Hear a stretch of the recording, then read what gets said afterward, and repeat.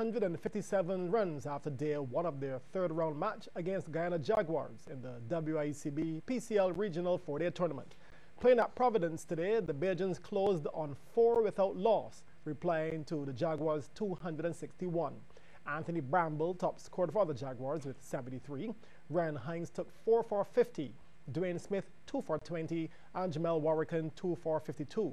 Meanwhile, 15 wickets fell on day one at Queen's Park Oval in Trinidad and Tobago. Jamaica franchise were dismissed for 173 by TNT Red Force. Imran Khan took 6 for 52, despite scores of 87 from Tamara Lambert and 65 from Dave Bernard Jr. Red Force were struggling on 59 for 5 at stumps, with Sheldon Cottrell proving his readiness with 4 for 17. And at St. George's in Grenada, the Windward Islands Volcanoes already have first innings lead over the Leeward Islands franchise. Scores: the Leewards won 16 with Liam Sebastian taking 5 for 59. The Volcanoes 179 for 3. Devon Smith is on 83.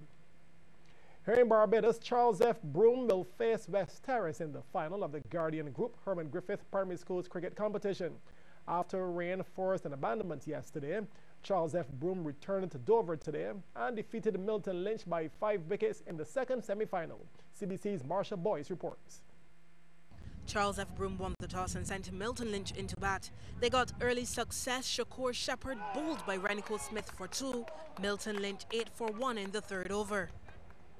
Brendan Walters struggled with wides at the start of his spell. Charles F. Broome were lucky though to pick up another wicket. Dominic Brathwaite run out for 6. Milton Lynch 21 for 2. 11 runs were added before the third wicket fell. Devon Stevenson caught by Smith for 2, giving Walters his first wicket.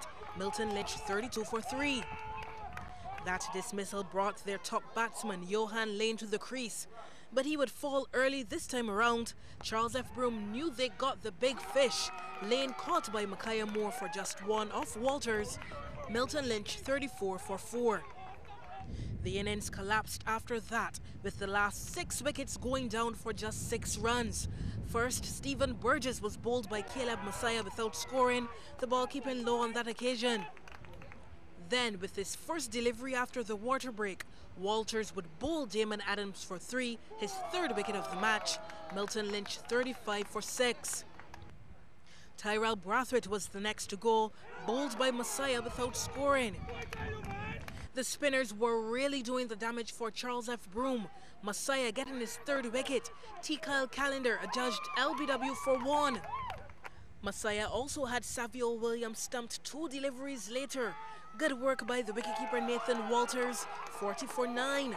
Messiah completed his 5-wicket haul with his next delivery. Travon Small LBW without scoring. Milton Lynch all out for 40 in 16 overs.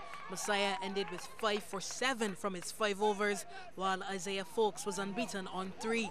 Marsha Boyce, CBC Sports.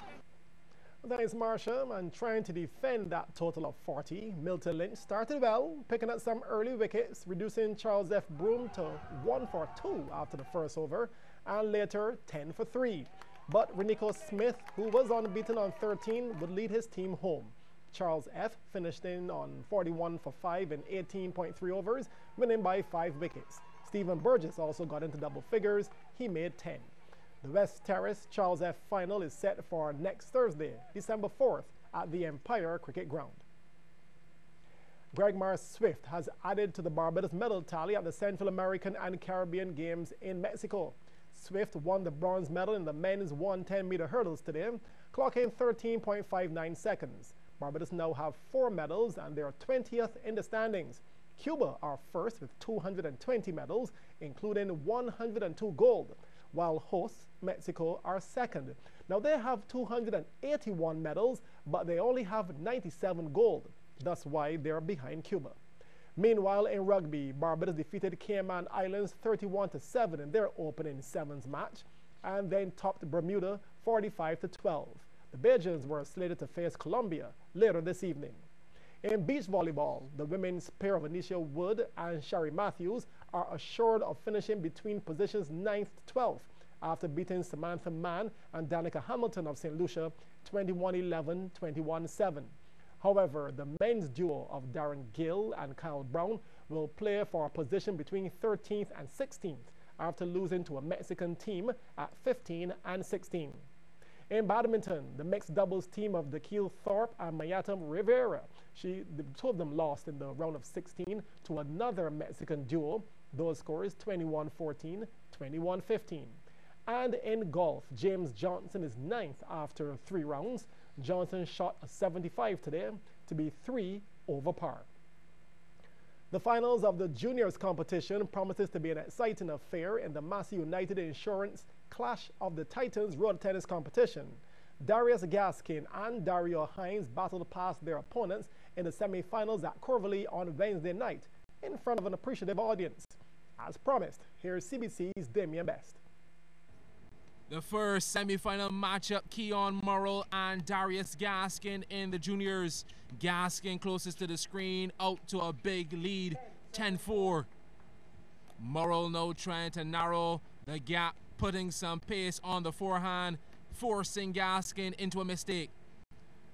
But Gaskin, aka Baracus, will draw first blood, taking the opening game 21-13. The second now in this 2 best-of-3 encounter, Murrell showing his true potential, matching Gaskin point for point. That's 6-all. Later in the piece, he would even things up, 21-16. Anybody's set now. In the third then, and Gaskin and Murrell playing the waiting game. Who would make the first mistake? Lengthy rally, and Murrell with the error. But Gaskin knew he had his hands full, case in point. That sat up nicely. Gaskin, though, would handle business, eventually winning the encounter 21-13, 16-21, 21-11. So who will meet Gaskin in the finals? Emar Edwards in blue playing Dario Hines. Edwards with a touch of class for the point. But Edwards only showed glimpses of his true potential, while Hines looked like he had seen the promised land, a place in the finals. Hines sealing the first game 21-11. Edwards under the microscope. Not much change in the second game. Hines in the driver's seat and punching all the gears. This point was the highlight of the battle. Hines on the ropes and still fighting back. Edwards in the end sent packing in 2 straight. 21-11, 21-11. And those finals will be on Sunday starting at 6:30. The Allerton community will once again be hosting the annual Memorial Rondell Crash Pollard football tournament. The competition, which will host 16 teams in 4 zones, begins tomorrow at Allerton Playing Field. And organizer Corey Barrows says that along with special spectator prizes, a bigger purse will be available for the players, finishing in the top 3. The first prize this year, thanks to our sponsors, I'll be raising $5,000 for the winners, $2,000 for the losing finalists, $1,000 for the third place, and you have individual prizes, which should be best goalkeeper, best defender, most goals, best midfielder, MVP of the tournament, and a player of the finals. Start time for the football will be at 7 p.m. Cricket fans around the world have been paying tribute to Australian batsman Philip Hughes, who passed away yesterday after being struck by a bouncer during a domestic match this week.